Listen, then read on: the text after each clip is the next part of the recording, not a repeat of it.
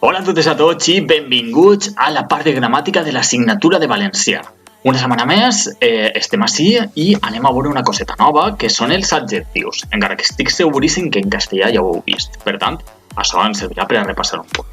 Abans de començar a veure exactament el que són els adjectius, el que anem a fer és repassar tot el que hem vist fins ara. I direu, Víctor, que pesat és repassant i repassant.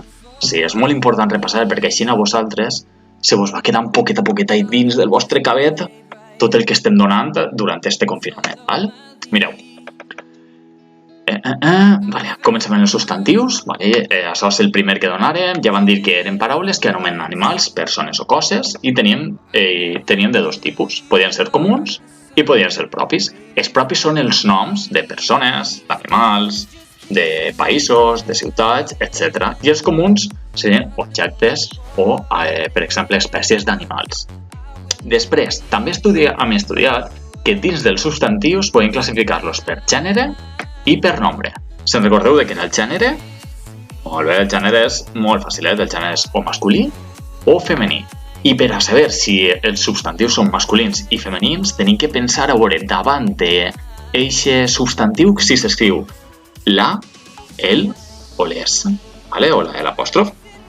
Mireu, els masculins tenim els exemples així de els gossos, el gat, els bombers, el cotxe, o els femenins, la vella, la casa, les bomberes i l'alumne. Val? Després, també hem estudiat que els substantius tenen un nombre. I aquest nombre podia ser singular o plural. Singular és que sols hi ha un i plural és que hi ha més d'un. Per exemple, si tenim els exemples del singular, com casa, gat, cadira i mà, i el plural, que són més d'un, serien cases, gossos, cadires o mans. Després dels substantius, hem estudiat també els articles. Els articles són les paraules que indiquen si un substantiu és masculí o és femení. Quins articles masculins tenim? El, els, la l'apòstrof en alguns casos, un i uns. I quins articles femenins tenim? La, les, la l'apòstrof en alguns casos, una i unes.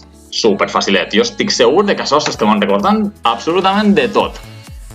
Una vegada hem estudiat els articles, també hem estudiat els possessius. I els possessius són les paraules que ens indiquen de qui són els objectes. Per exemple, este telèfon és el meu telèfon, o pot ser el teu telèfon, el seu telèfon, el nostre telèfon.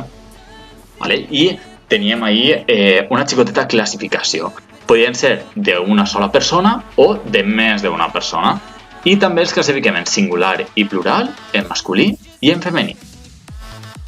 Després de veure els possessius, també veurem els demostratius. Els demostratius són paraules que ens indiquen el lloc on estan els objectes. Se'n recordeu? Si un objecte està a prop, està a una distància que és mitja o a una distància que està molt lluny. Però no són els objectes, també animals o coses. Si tenim un objecte a prop, per exemple, tenim el telèfon així, seria este telèfon o aquest telèfon.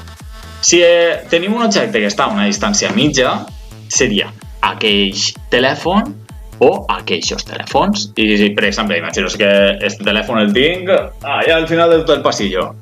Seria una distància que està lluny. I què diríem? Diríem aquell telèfon o aquells telèfons. En recordeu els demostratius, sempre poden classificar-los en algo que tenim propet, algo que està a una distància mitjana i algo que està molt lluny. I ja, per acabar, avui anem a donar els adjectius. Què són els adjectius? Evidentment són paraules, ja que en gramàtica estudiem paraules, que descriuen, és a dir, ens diuen com són les persones, els animals o les coses. I què ens poden indicar estos adjectius? Estos adjectius ens poden indicar qualitats, sentiments o característiques. I direu, ostres, Víctor, això pot ser un poc complicat. No se preocupeu, que anem a veure exemples i veureu com és superfàcil de saber què són els adjectius. Mireu, així tenim. La casa és blanca i negra. I jo vos he ficat de coloret verdet blanca i negra.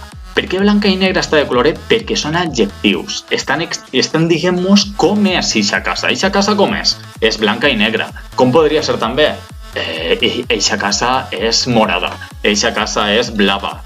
I aquests colors que diuen com és una casa serien adjectius. La segona frase. El xiquet és molt alt. I si alt està subratllat perquè també és un adjectiu. Per què? Perquè està descrivint la característica d'una persona. Jo, per exemple, sabeu que sóc alt. Vosaltres seríeu més baixets. Per tant, baixet i alt serien els adjectius. Una altra. Lina està molt contenta. Contenta és un adjectiu. Com hem dit, contenta seria un altre adjectiu. Després tindríem Sharky és blau i blanc i passaria exactament igual que en la casa. Com són colors que estan descrivint com és quin color té Sharky, també serien adjectius. També tenim la meva mare és molt guapa. Guapa és una característica del físic d'una persona. Per tant, quan descrivim el físic d'una persona, aquestes paraules que utilitzem per a descriure-la també serien adjectius.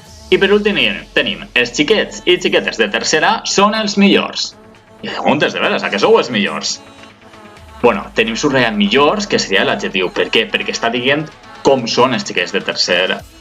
Els xiquets i les xiquetes de tercera, que són els millors. Bueno, espero que us hagi agradat el vídeo. Si teniu qualsevol dubte, podeu escriure-ho a la pàgina web.